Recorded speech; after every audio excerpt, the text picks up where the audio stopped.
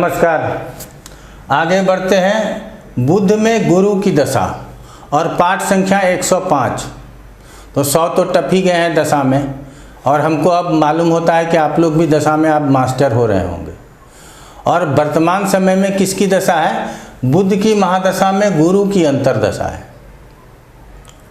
अनुकूल ग्रह की अंतरदशा, प्रत्यंतर दशा, प्रतिकूल ग्रह की अंतरदशा, प्रत्यंतर दशा, ये सब आप लोग पीछे समझ चुके हैं। तो यहाँ बुध में गुरु की अंतरदशा है। हम किसी लग्न विशेष को लेकर के नहीं, स्थान विशेष को लेकर के थोड़ा सा आप लोगों को समझाते हैं। प्लस कोई भी अंतरदशानाथ किस किस प्रकार से फल करता है उसको समझाने का प्रयास करते हैं, क्योंकि अलग अलग स्थिति होगी, अलग अलग लग्न होंगे। दशा अंतरदशा कभी बचपन में मिलेगा, कभी जवानी में मिलेगा, कभी बुढ़ापे में मिलेगा।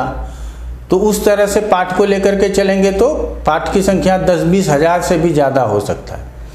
तो आप लोग मूल रूप से, आप लोगों को मूल रूप से समझाने में भी पाठ संख्या बहुत होता है, लेकिन आपको घबराने की ज़रूरत नहीं है। एक बार पाठ को सुन लेंगे तो आप समझ लेंगे, क्योंकि ये एक ही तरीके से चल रहा है। अंतरदशा का फल जब हम कहते हैं तो अंतरदशा के फल को एक ही तरीके से समझना है। हम कौन कौन सा सिद्धांत बताते हैं उसको आपको समझना है। तो सबसे पहले तो जिस ग्रह की अंतरदशा है उसको किन किन रूपों में हम किसी भी पत्रिका में देख सकते हैं, ये समझिए।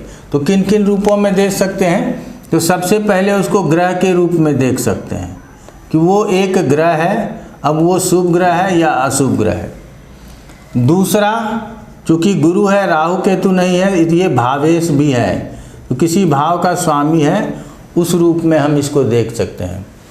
तीसरा, कारक होगा, फिक्स सिग्निफिकेटर होगा किसी न किसी स्थान का, कारक के रूप में हम इसको देख सकते हैं।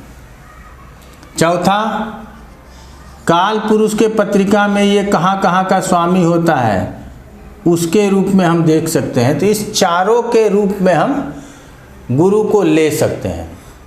और दशाफल किस प्रकार से प्राप्त होता है? 2 प्रकार से प्राप्त होता है। कोई भी पूछे, बहुत आसानी से जवाब देना है। दशाफल 2 प्रकार से प्राप्त होता है। पहला है साधारण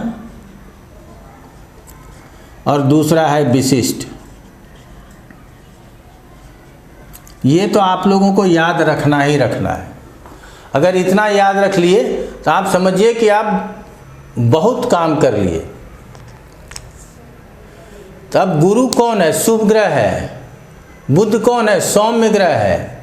अभी नहीं पता यहाँ कि वो सूर्य के साथ है नहीं है, लेकिन हम सौम्य मान करके चलते हैं। बुध को अशुभ के साथ अशुभ कह देने के बाद इसके संस्कृत में अर्थ ही सौम्य का मतलब बुध बना दिया गया। नहीं तो वर्तमान समय में तो आप समझ ही सकते हैं कि किस तरह से लोग गुरु चांडाल बोलते हैं, अंगारक बोलते हैं, कालसर्प बोलते हैं, और जिसका कोई औचित्य नहीं है।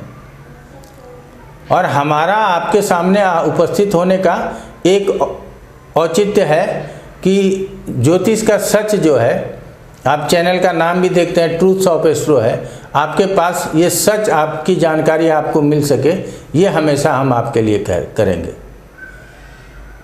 तो अब इन रूप में यदि देखते हैं तो ग्रह के रूप में गुरु का साधारण फल, भावेश के रूप में साधारण फल, कारक के रूप में साधारण फल, काल पुरुष के रूप में साधारण फल। भावेश का भी फल तब करेगा जब उस भाव में न कोई होगा न कोई उसको देख रहा होगा, लेकिन उस भावेश को, उस भाव को बल जरूर प्रदान करेगा जिस भाव का ये स्वामी है। और वो किस प्रकार से करेगा ये पूर्व में हम आपको फलित ज्योतिष में पढ़ा चुके हैं। तो अब यहाँ स्वतंत्र रूप से जो काम करेगा वो ग्रह का करेगा। तो क्या होगा? संतान दे सकता है, धन दौलत दे सकता है, आनंद दे सकता है, घर में सुख शांति दे सकता है, मकान खरीद सकते हैं, नौकरी प्राप्त हो सकती है। जो खुश होने का तरकीब जितना भी है ये सब गुरु देता है। लेकिन कहाँ तक देता है? जहाँ तक आपको संतोष है। यदि संतोष नहीं है, उससे ज़्यादा चाहिए, तो वो फिर शुक्र के पास जाना होगा। तो ये गुरु का साधारण फल है। गुरु की अंतरदशा आएगी, वो 5वें को देख रहा है नहीं देख रहा है, पंचमें इसके साथ है नहीं है, उसके बावजूद भी संतान में पुत्र दे सकता है। संतान दे सकता है, क्योंकि ये उसके लिए कारक होते हैं। हमने शब्द का प्रयोग किया है कारक, दूसरे स्थान का कारक है। तो दूसरे स्थान से घर कुटुंब की बात होती है तो कुटुंबों के साथ मिलना जुलना हो सकता है। धन की बात होती है तो धन का इनकम आपके पास हो सकता है। लाभ के कारक हैं तो लाभ भी आपको करा सकता है। धर्म के कारक हैं तो धार्मिक और मांगलिक कार्य भी आपके घर में हो सकता है जब गुरु की अंतर्दशा हो। और ये सब फल क्या हो गया? साधारण फल हो गया। ये साधारण फल कर देंगे। अब जब विशिष्ट फल की बात आएगी तब गुरु को स्थिति के अनुसार समझना है। तो सबसे पहले समझ लेना है कि केंद्र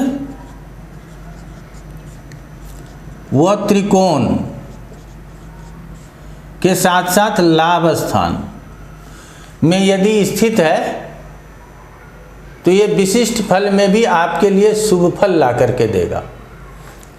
केंद्र, त्रिकोण और लाभ स्थान में स्थित है तो ये चारों भाव केंद्र के हो गए, ये दोनों त्रिकोण और ये लाभ स्थान में स्थित है तो आपके लिए विशेष रूप से शुभ फल की प्राप्ति होगी। अब जहाँ बैठा होगा वहाँ, अर्थात चतुर्थ में बैठा है तो धन देगा।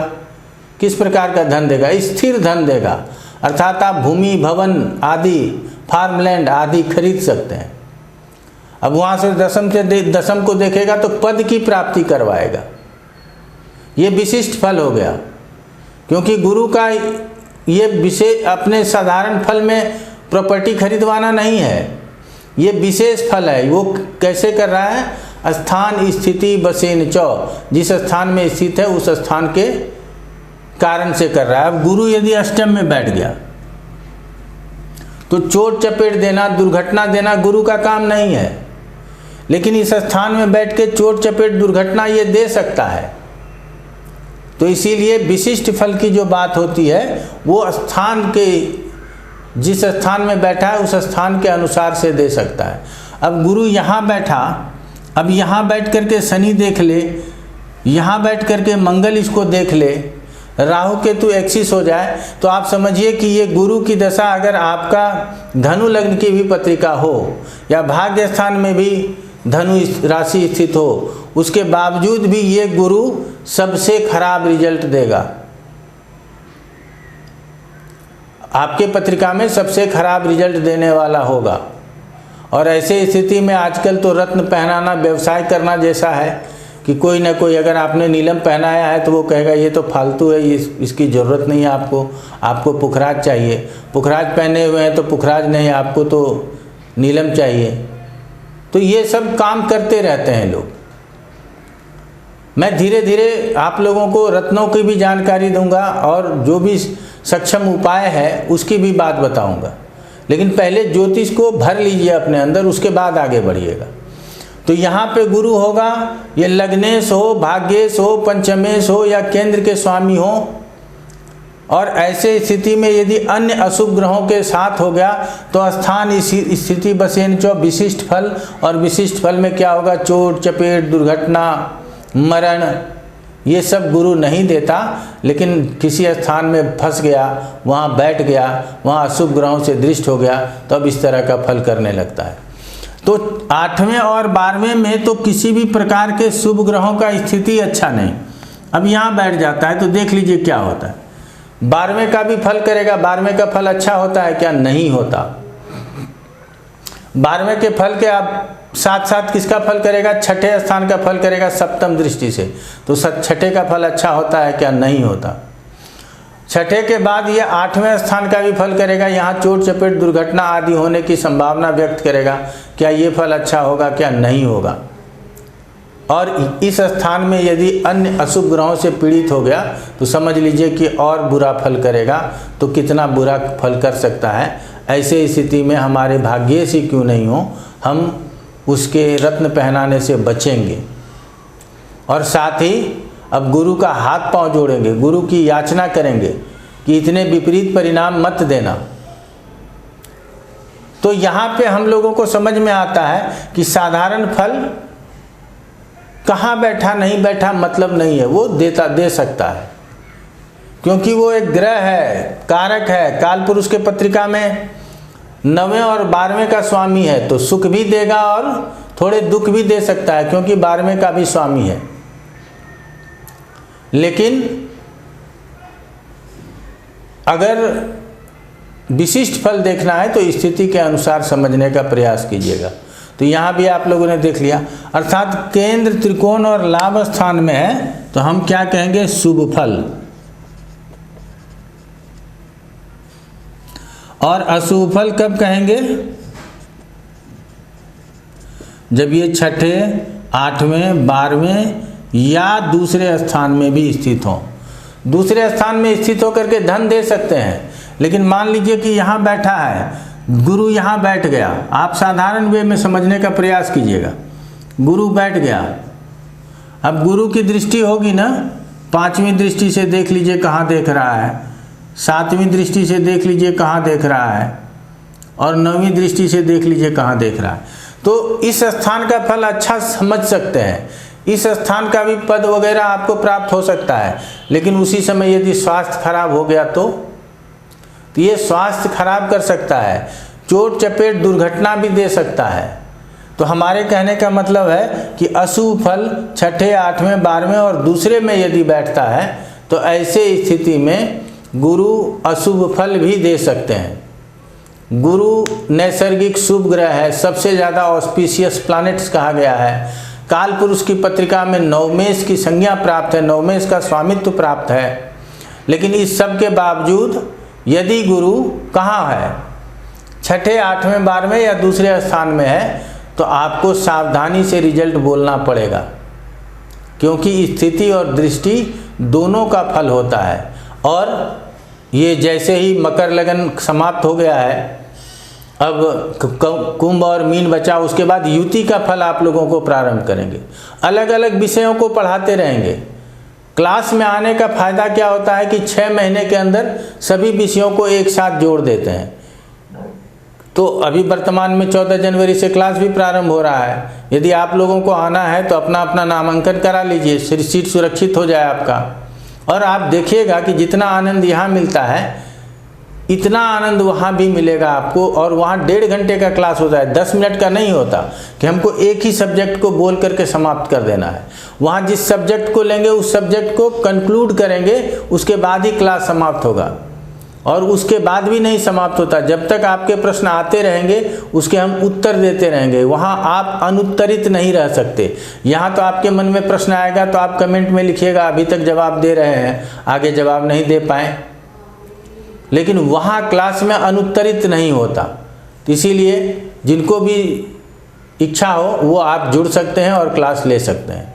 तो गुरु को समझने के लिए सिर्फ ये नहीं कि गुरु है ये मिल जाएगा वो मिल जाएगा, ऐसा हो जाएगा वैसा हो जाएगा, नहीं। बारीकी से देखिए कि गुरु कहाँ बैठा, किसके साथ बैठा, किस ग्रह की दृष्टि है, गुरु कहाँ कहाँ देख रहा है, उस स्थान के स्वामी की स्थिति क्या है।